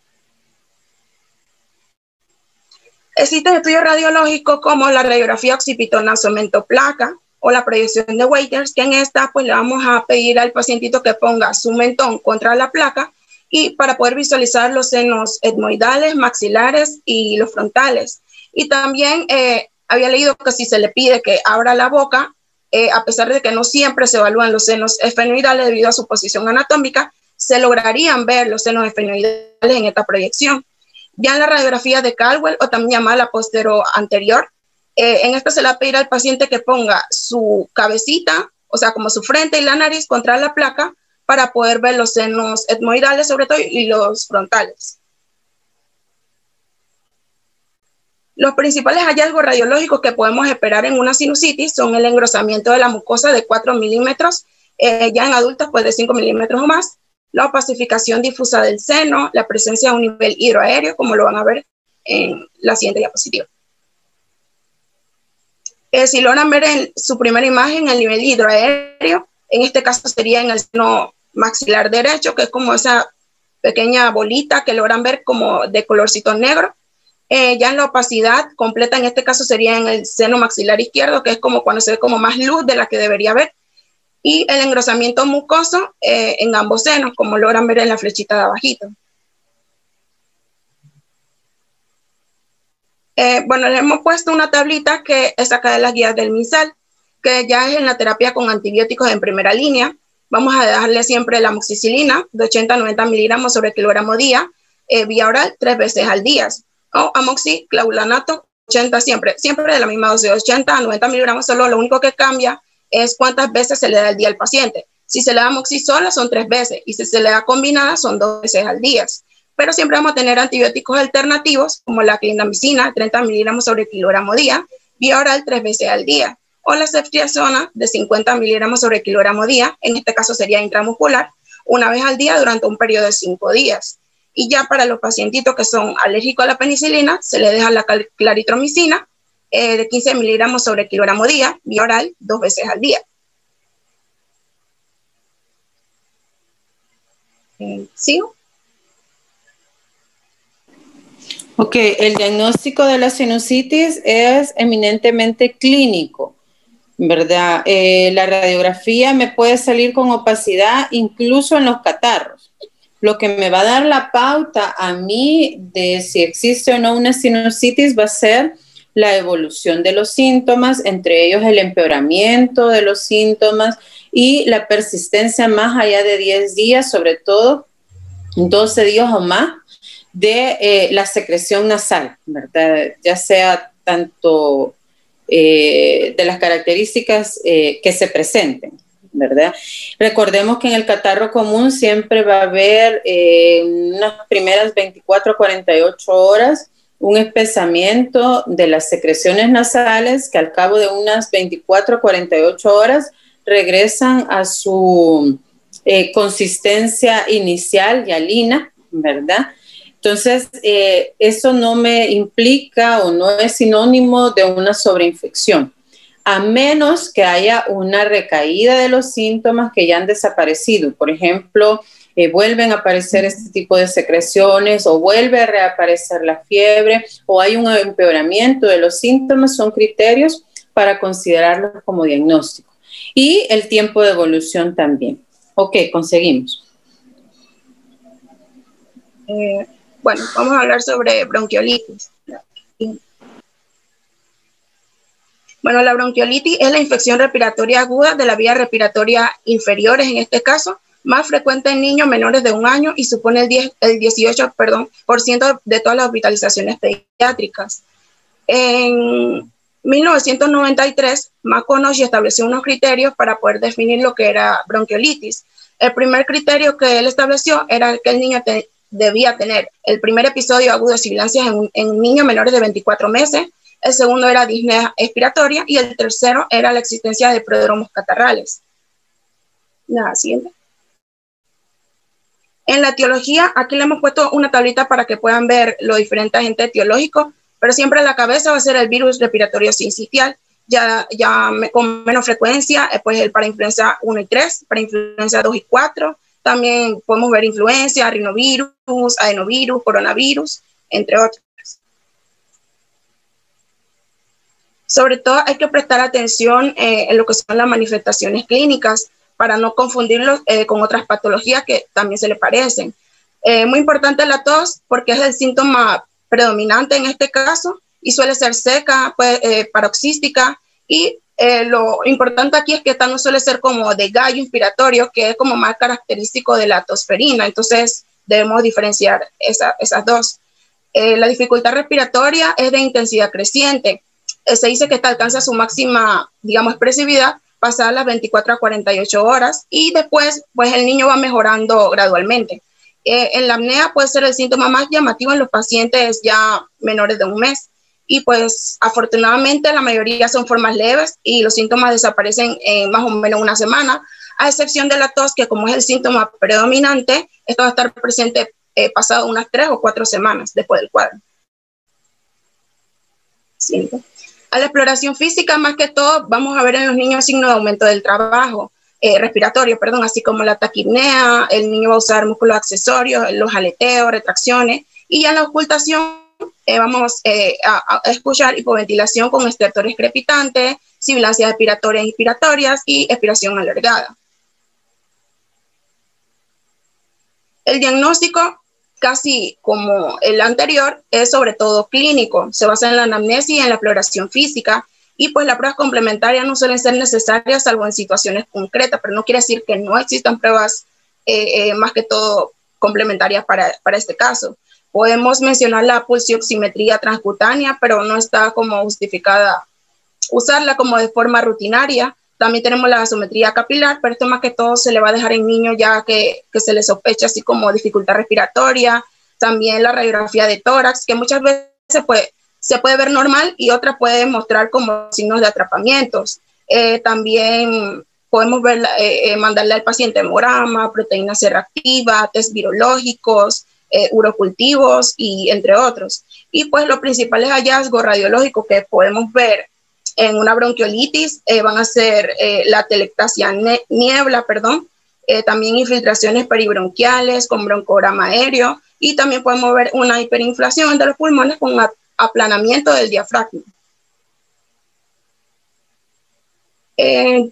Más que todo el pilar del tratamiento va a ser medidas de soporte y porque ya que los niños con hipoxemia pues deben recibir oxígeno modificado frío y también se deben evitar en este caso los sedantes porque pueden deprimir el impulso respiratorio. Y también mencionar que en los lactantes se puede sentir más cómodo si se les sienta la cabeza y el tórax elevado en una posición de 30 grados con el cuello extendido. También se le pueden dejar algunos medicamentos como broncodilatadores, pero no siempre suelen como producir la mejoría del paciente. Solo es como que momentáneamente, es decir, a corto plazo. También le podemos dejar corticoides, ya sea por vía parenteral, oral o inhalatoria. Y pues ya que se ha utilizado en casos de bronquiolitis leves, pero también dice que tiene algunos resultados negativos. Los antibióticos no se van a dejar del todo, salvo que exista como una infección bacteriana coexistente. Y pues también se han utilizado el tratamiento combinado con adrenalina y dexametasona nebulizados con cierto éxito, aunque hacen falta más estudios pues para confirmar su eficacia e investigar sus efectos adversos a largo plazo. Ya a manera de conclusión, bueno, las enfermedades respiratorias, como antes escuchamos, son entidades producidas por diversos microorganismos que pueden provocar en los niños manifestaciones clínicas propias de la patología o incluso inespecíficas. Y ya como también hablaban mis compañeros y hablaba de las primeras manifestaciones que se hallan en los cuadros, como estridor, dificultad respiratoria, otorrea, otalgia, rinorrea, obstrucción nasal, entre otros. Siguiente. Los estudios radiológicos también, como se mencionó, no en todos los casos se va a indicar en el paciente como que le llega un paciente con bronquiolitis y ya le dejan el estudio radiológico. Eso no, eso más que todo es una ayuda para la confirmación de diferentes diagnósticos. Y pues por ende nos permite identificar si el niño tiene un deterioro de dicho órgano, y también pues así nos ayuda a, más que todo, darle un mejor tratamiento a nuestro paciente sin dejar secuelas o alguna complicación. Sí. Ya en la bibliografía, que más que todo ha salido del Tratado de Nelson. Ok, ¿dudas? No, ¿No hay dudas? No, va. Quedamos con el doctor Guevara que la clase, porque hoy estaba programado este seminario y la clase. Entonces, la clase la voy a reprogramar. Posiblemente sea para mañana o el domingo es 30, ¿verdad? No, el sábado es 30. Ok, igual la clase del sábado 30 la voy a reprogramar para el domingo. Entonces, o doy las dos de una sola vez el domingo o la vemos mañana. La de ahora, ¿verdad? Entonces, más tarde le confirmo, Noel, si vemos la clase de mañana, ¿a qué hora sería? Sería en el transcurso de la mañana, y si no, el domingo vería las dos clases. Ok, si no hay dudas, aquí terminamos por hoy. Que tengan feliz